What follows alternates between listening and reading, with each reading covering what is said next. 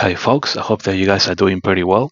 So today is Saturday, the 4th of January 2025, and in this Biblical Deciphering, I'm going to be discussing some end time Bible prophecies, if you like, that actually have an application for the Millennium Kingdom, okay?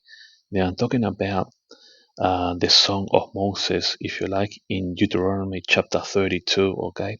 So head over to the book of Deuteronomy and go to chapter 32, and chapter 32 is about the song of Moses, like it says here on the last verse here on chapter 31, verse 30. And Moses spoke in the ears of all the congregation of Israel the words of this song until they were ended. Now, why did Moses give this song that's here on chapter 32 to the Jewish people? Okay, because Moses is saying on verse 29, "For I know that after my death you will utterly corrupt yourselves and turn aside from the way which I have commanded you, and evil will befall you in the latter days." Okay, especially um, you know in the millennial kingdom. When Jesus comes, he's going to be performing some prophecies, if you like, and I'll show you them in a moment. Okay, as we go through the Song of Moses. Okay, because you will do evil in the sight of the Lord to provoke him to anger through the work of your hands. Okay, so this is why Moses is giving this song, to the Jewish people. Now, chapter 32, folks, is actually quite lengthy. Okay, and the song itself encompasses of 43 verses. Okay, so it's actually quite long, and I gave it a good thorough study, and I actually do have a problem here, and we're going to be going through some of the main verses. Okay, we're not going to be going through all of them because it's going to make for a very long video. It's going to take ages and ages to upload. Okay, so we're going to do a bit of a long story short. Okay, and I'm going to try and give you a good summary of this song. Now, just remember then that the Song of Moses is in Deuteronomy chapter 32. It goes from verses 1 to 43 only. Okay. The song is all future prophecies for Israel. Okay, it's not just a song. It's actually these are all future prophecies for Israel, and most Bible scholars know this if they study the song. Okay, here in Deuteronomy chapter 32. Okay, so I'm going to be going through some of the main verses here. Okay, now uh, let's just read verse 1 then, just to keep going. Okay, give ear, all you heavens, and I will speak, and hear, all earth, the words of my mouth. My doctrine shall drop as the rain, my speech shall distill as the dew, as the small rain upon the tender herb, and as the showers upon the grass. Because I will publish the name of the Lord, ascribe you greatness unto our God. Okay, now here on verse 4, okay, he is the rock. Moses is describing how God is actually the rock. Okay, he is a rock because he says his work is perfect. No person's work is perfect. Only God can be the rock. Okay, for all his ways are judgment. Okay, I God of truth. Okay, so he's talking about the rock. Okay, so Jesus is the rock. Okay, a God of truth, and without iniquity, just and right is he. Okay, this can only be God. So the rock is actually referring to God Himself. Okay, now, interestingly, then I told you from the beginning, okay, that the Song of Moses are all future prophecies for Israel. So keep that in mind, because when you come to verse 5, this is what you read: they have corrupted themselves. That is interesting because you have to ask yourself a few questions. Well, Moses is about to go to Mount Nebo and die. Okay, so if you study the following chapters, okay, especially chapter 33, okay, and then chapter 34, okay, Moses is going to Mount Nebo to die. Okay, he's going to die up there. Okay, so uh, this song then, okay, these are actually prophecies for what's going to happen with the future of Israel. But the fact that it says here on verse 5 that they corrupted themselves, you have to think that, just before Moses died, okay, the Jewish people spent 40 years in the wilderness, okay? And so that generation has practically died out. And that generation, and the new generation that's coming through, they are not corrupted, okay? The new generation is going into the promised land with Joshua, okay? So this new generation is not corrupted. The old one has died out because Moses is about to die. I just told you, okay? If you read Deuteronomy chapter 34, Moses is going out to Mount Nebo to die, okay? So the old generation has died out, and then you have to think to yourself, well, why is it that verse 5 it says here they have corrupted themselves? Now you have to think, in which period did the Jewish people really, really corrupted themselves? Because that new generation that went into the promised land with Joshua, they were not corrupted, okay? They were fairly good. That's not to say that they didn't have their issues, Don't forget that after Joshua, okay, you had a period of the judges, and many times during the period of the judges, then the Jewish people did evil in the sight of God, but they were still good. They were only completely corrupted. They were still good. They did evil in the sight of God, and so they had many fights, in the period of the judges. They had fights against the Canaanites, the Philistines, the Sidonians, the Hivites, the Amorites, the Perizzites, the Midianites, and so on. And then, of course, if you think of Gideon, the fights against the Midianites and the Amalekites, and then think of Samson coming afterwards, the fight against the Philistines, and then think of Samuel after anointing King Saul and then King David. And so practically Israel began to become corrupted, if you like, under King Ahab, okay, under King Ahab. But they mainly fell, really, after the death of King Solomon, because then you had the two kingdoms. You had the northern kingdom and the southern kingdom, okay? And the northern kingdom especially corrupted themselves, They fell really deeply into idolatry because they wouldn't come down to Jerusalem, because they didn't want to come down to the southern kingdom, And so that's when they became really corrupted, okay? So this verse 5, it doesn't apply really to that generation that went in with Joshua. This, I believe from my Bible study, that this verse 5 really begins,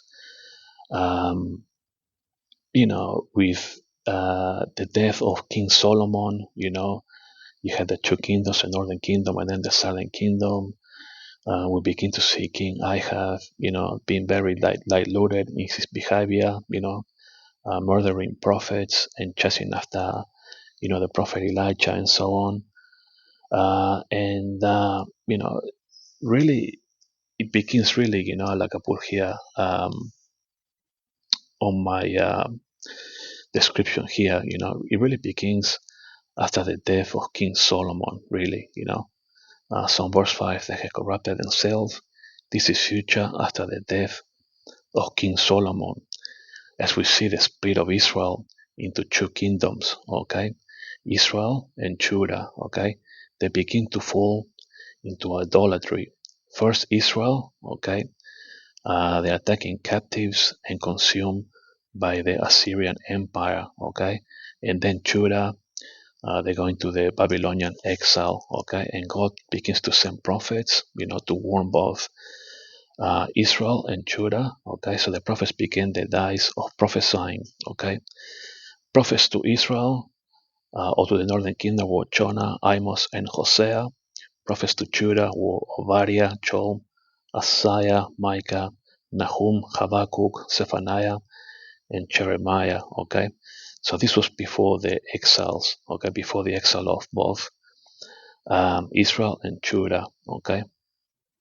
Now, verse 6 is actually quite interesting, So, yeah, Israel began to fall really, or corrupted themselves really, after the death of King Solomon. Okay, now verse 6, look what it says here. Do you thus requite the Lord, or foolish and unwise? Is not he thy father that hath bought thee?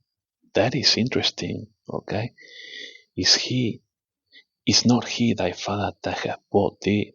That's interesting. Had he not made thee and established thee? Okay, now let's decipher this bought thee, because this needs to be deciphered, right? And so for bought thee, okay, spiritually speaking, the Jewish people made a covenant. If you read Exodus 24:7, where Moses came down, and read the book of the covenant, and they agreed with the covenant, and so it was like they were both spiritually. But if you look at 1 Corinthians chapter 10 verses 1 to 4, it also tells us that they were also bought in a spiritual way as well. So let us quickly go to 1 Corinthians. Okay. Go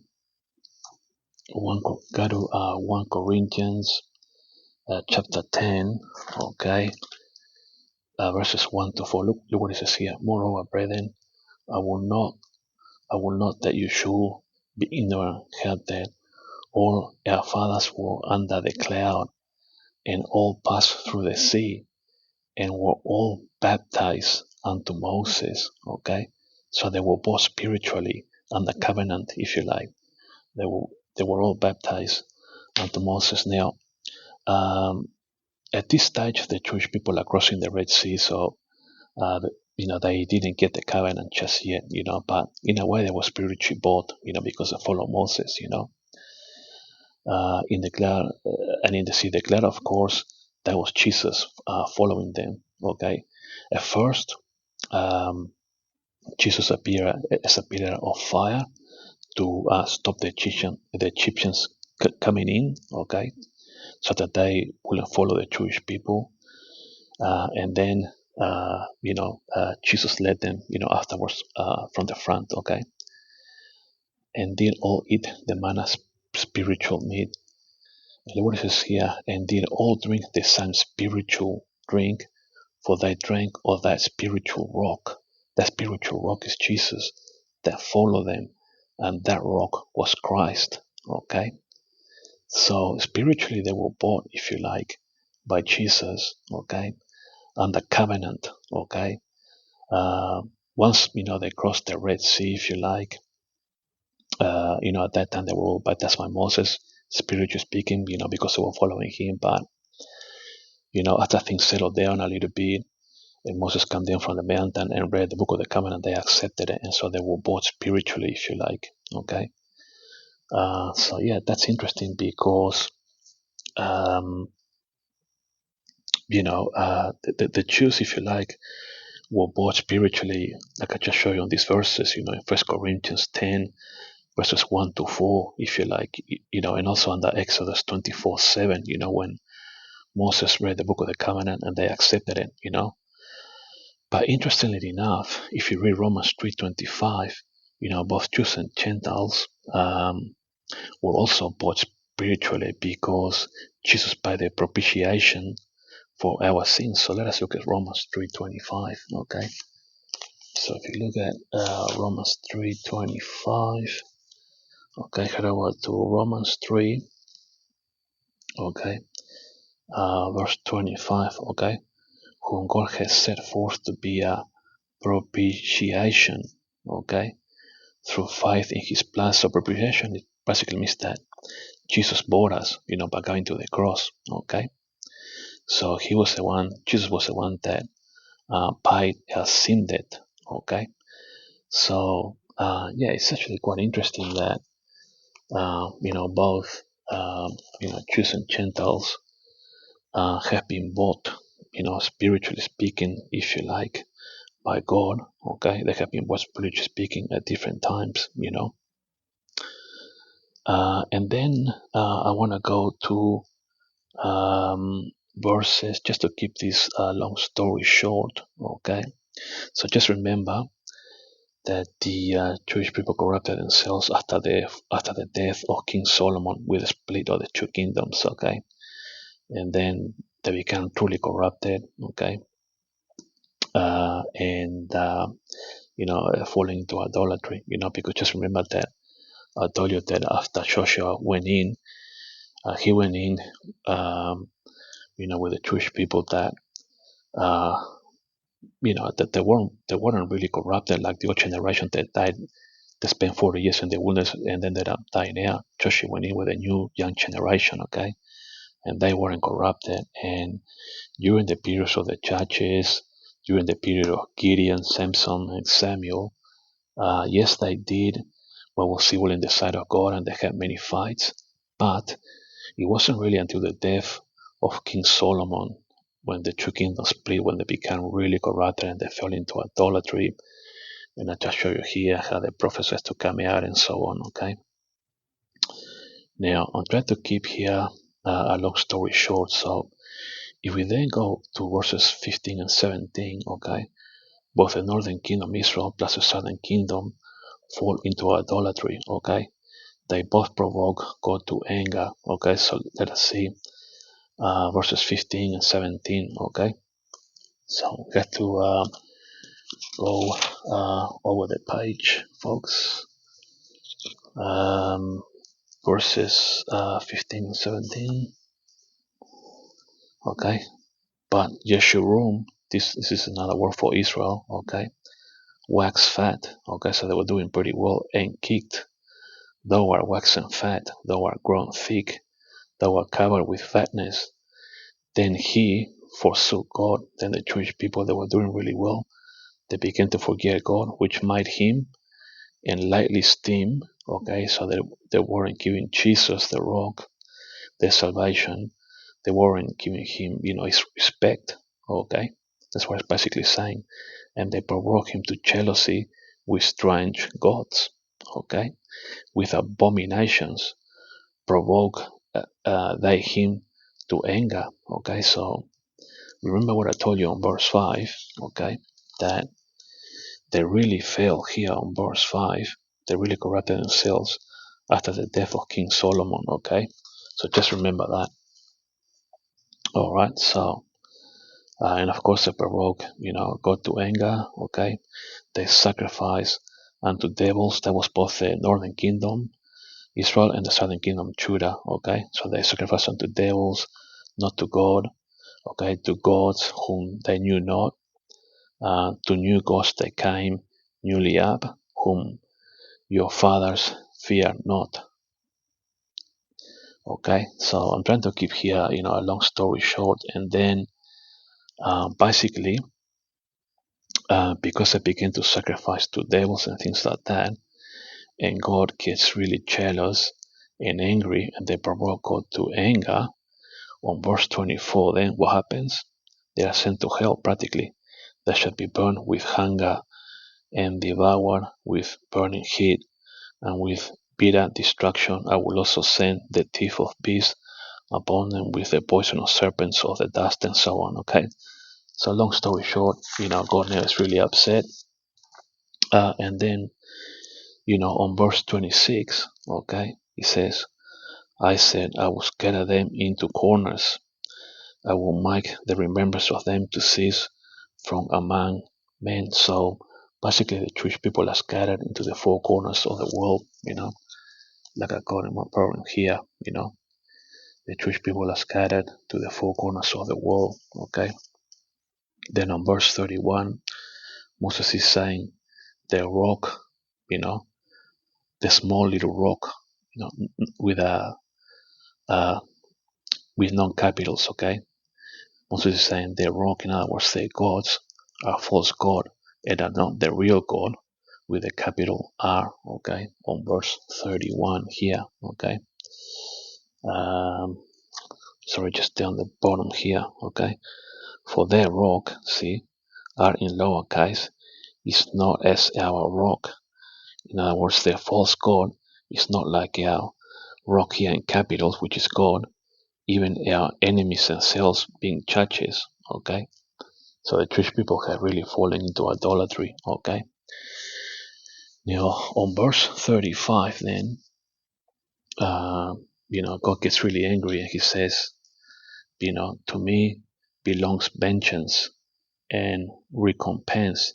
The foot shall slide. Okay, meaning that in due time, meaning that they are going to make, big mistakes, for the day of the calamity is at hand, and the things that shall come upon them make haste. Okay, for the Lord shall judge his people. Okay, so and then on verse 37, just to keep this long story short, and he shall say, where are the gods, the rock in whom they trusted? So basically, Moses is prophesying here, well, you fell into idolatry, you were following all this false god, okay?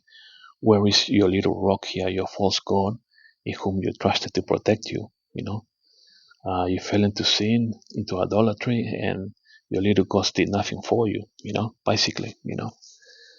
Now, verses then 41 to 43, they seem to have, especially,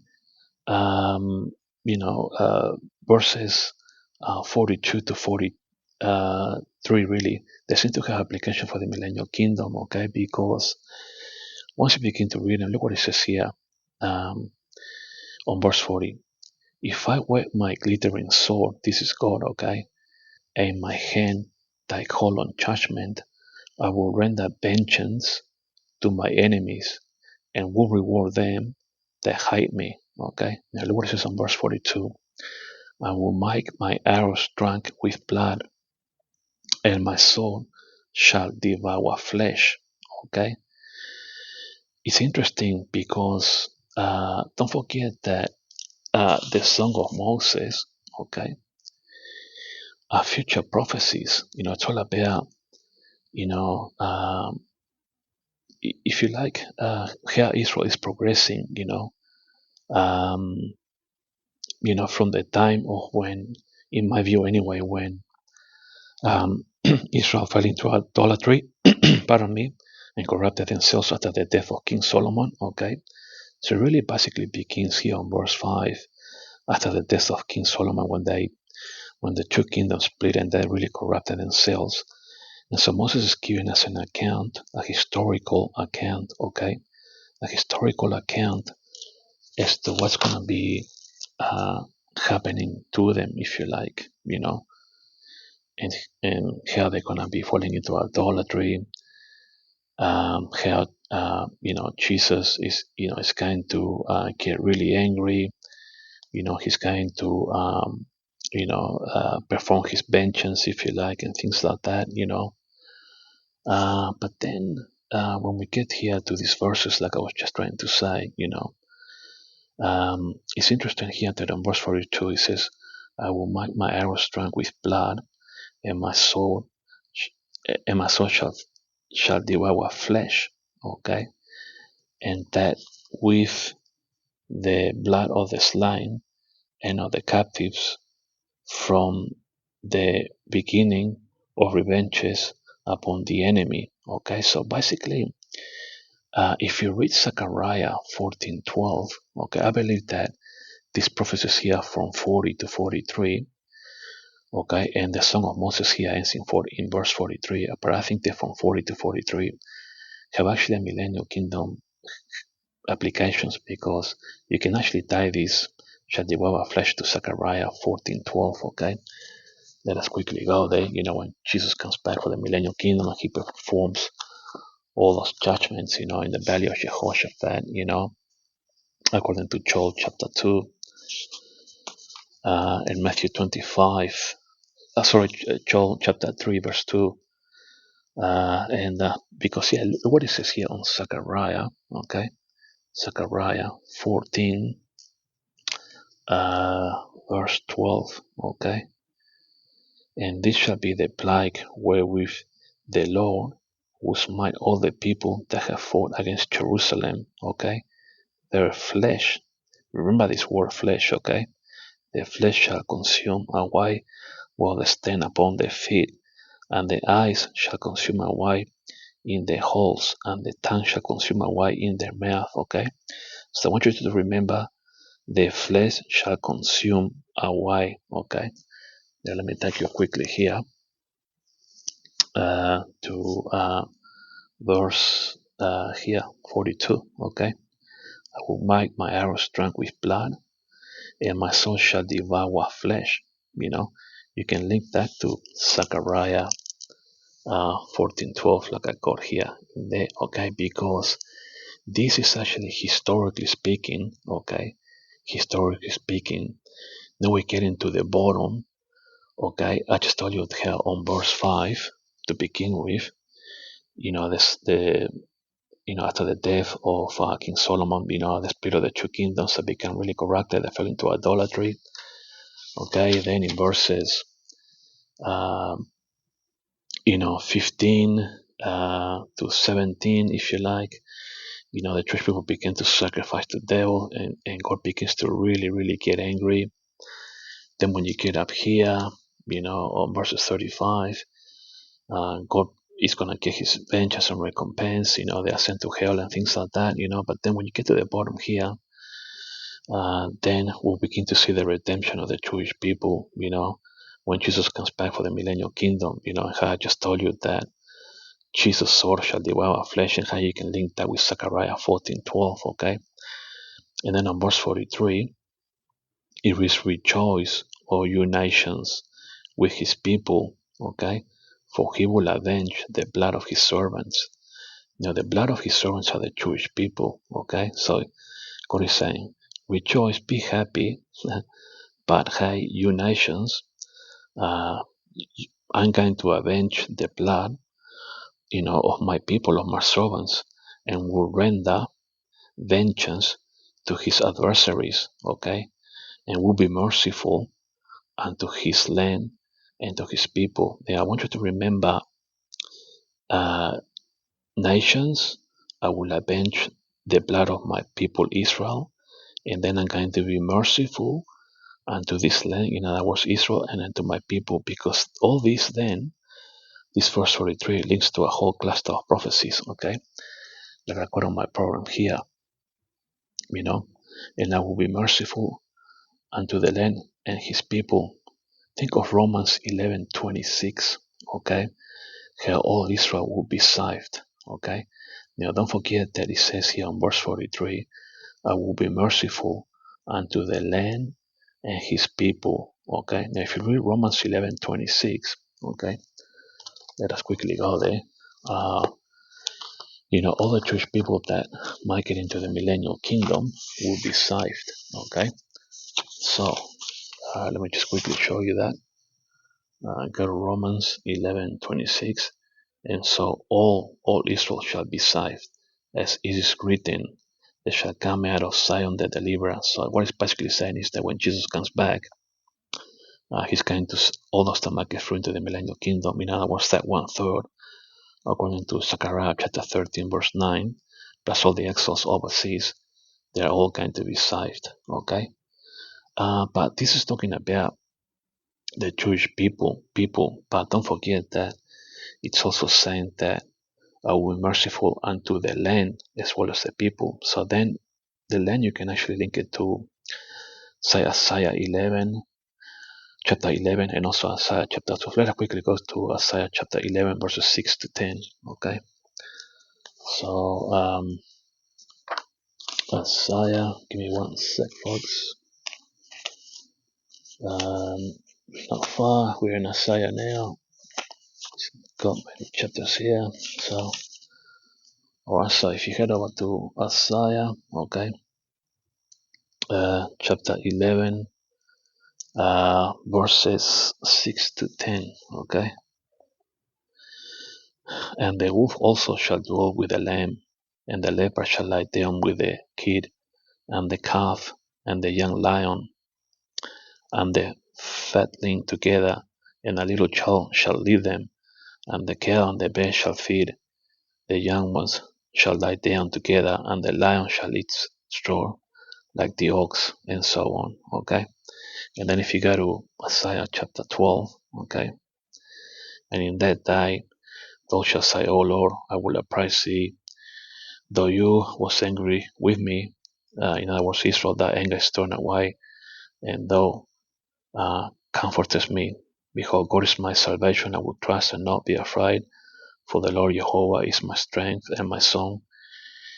He's also become my salvation. Okay, and sing unto the Lord, for he has done excellent things.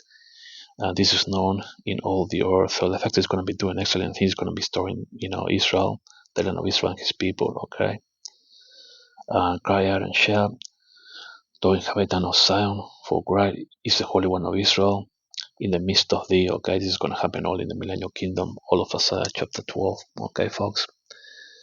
So yeah, this is it, folks. The reason that I wanted to do this video is because just to point out the fact that on verses 41 to 43, okay, in the Song of Moses, okay, there is a small cluster of prophecies here, that have applications for the Millennial Kingdom,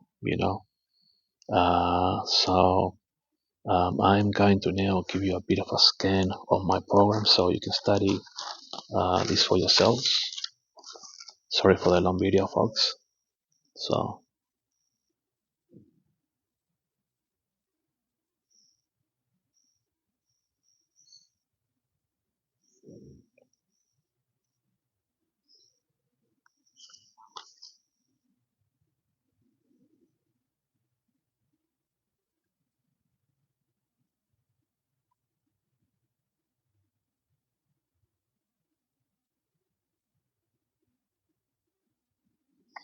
yeah, so just remember that these verses here, verses 41 to 43 are generally made up of all these clusters of prophecies, the judgment in the valley of Jehoshaphat, or the Kidron Valley, Joel chapter 3, verse 2, Matthew 25, verses 32 and 33, in other words, the judgment on the ships of the goats, Zachariah 14:2, Revelation 14, verses 15 to 20, okay? And here in verse 42, my son shall devour flesh, that's linked to Zechariah 14, verse 12, okay? So, yeah, but just remember, folks, that, just to get back here to Deuteronomy, the Song of Moses, is that in order to really decipher this, you really have to work out on verse 5 when Israel has really become corrupted, okay? And from my study of the Bible is after the death of King Solomon, okay? And this is when things really begin to get bad, okay? So that's the main thing to take into account. And then, of course, as you read through the middle passages, God gets really angry because Israel has fallen into idolatry. Many will go to hell and things like that, like it says here on verse 24. God says, vengeance is mine on verse 35. And then when we get to the bottom, we see this cluster of prophecies here on verses 40 to 43, if you like, for Millennium Kingdom Prophecies. All right. Thanks for watching, folks, and I'll talk to you all later.